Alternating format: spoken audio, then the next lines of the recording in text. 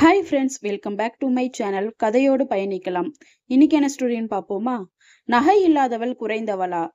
ராதா ஒரு நடுத்தர குடும்பத்தை சேர்ந்த இளம்பெண். அவளுடைய குடும்பம் மிகவும் எளிய வாழ்க்கை நடத்தியது. அவளுடைய தந்தை ஒரு சிறிய தொழிலில் ஈடுபட்டு இருந்தார். அதில் குடும்பத்தை நடத்துவது மட்டுமே சாத்தியமாக இருந்தது.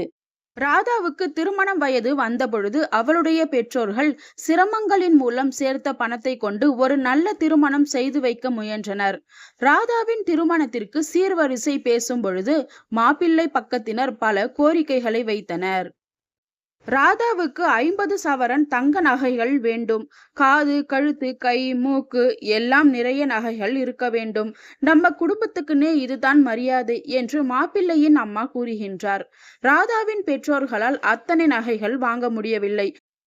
அவர்கள் மிகவும் சிரமம் பட்டு 30 சவரன் நகைகள் மட்டுமே வாங்க முடிந்தது. திருமணம் நெருங்கிய நாளில் மாப்பிள்ளை பக்கத்தினர் நகைகளை பார்ப்பதற்காக வந்தனர். நகைகளை எல்லாம் பார்த்துவிட்டு மாப்பிள்ளையின் அம்மா முகத்தை சுளித்தார். இதெல்லாம் என்ன, இவ்வளவு சிறிய நகைகளா? இதைத்தான் வாங்கினீர்களா? நம்ம குடும்பத்துக்குன்னு இது எப்படி பொருந்தும் என்று கடுமையான குரலில் கேட்டார். ராதாவின் அம்மா கண்ணீர் விட்டு கொண்டே, நாங்கள் எவ்வளவு சிரமப்பட்டு இதை வாங்கினோம், எங்களால் இதற்கு மேல் முடியவில்லை என்று கெஞ்சினார்.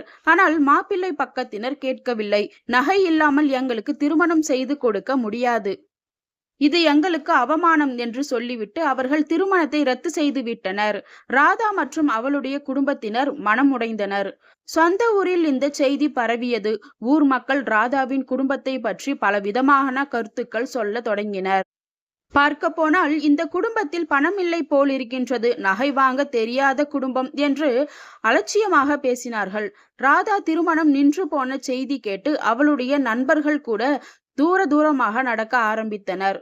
ஒரு தோழியின் திருமணத்திற்கு ராதா வந்தபொழுது அங்கு இருந்த பெண்கள் அவளை பற்றி பேசிக்கொண்டனர். அவளுக்கு நகை இல்லை, அதனால்தான் திருமணம் நின்றுவிட்டது என்று சிலர் சிரித்தனர். ராதா அந்த சிரிப்பை கேட்டு மனதுக்குள் அழுது கொண்டே உட்கார்ந்திருந்தாள். சந்தர்ப்பங்களில் நகை இல்லாதது ஒரு பெரிய குறையாக கருதப்பட்டது. ஒரு விருந்தில் எல்லா பெண்களும் அழகிய நகைகள் அணிந்திருந்தார்கள். ராதா மட்டும் ஒரு சாதாரண சேலையுடன் இருந்தாள். ஒரு பெண், ராதா, உனக்கு நகை ஏதும் இல்லையா? இந்த வயதில் நகை அணியணும் என்று கேட்டுவிட்டு தன் கையில் இருந்த தங்க வளையல்களை தட்டி காட்டினாள். ராதாவின் மனம் மிகவும் புண்பட்டது. அவள் வீட்டுக்கு வந்து தன் அறையில் படுத்து புழம்பினாள். நகைதானே, அதற்காக மனிதர்கள் மனிதத்துவத்தை மறந்து விடுகின்றார்களா? நகை இல்லாதவர்கள் மதிப்புக்குரியவர்கள் இல்லையா என்று சொல்லி அழுதாள். காலப்போக்கில் ராதா ஒரு நல்ல வேலைக்கு சேர்ந்தாள். தன் சொந்த முயற்சியில் பணம் சம்பாதித்தாள். அவள் தனக்காக நகைகள் வாங்கி கொள்ளவில்லை. அதற்கு பதிலாக தன் பெற்றோர்களுக்கு ஒரு நல்ல வீடு வாங்கி கொடுத்தாள். அவள் உள்ளம் பணிவாக இருந்தாலும் அவள் தன்னம்பிக்கையை வளர்த்து கொண்டாள்.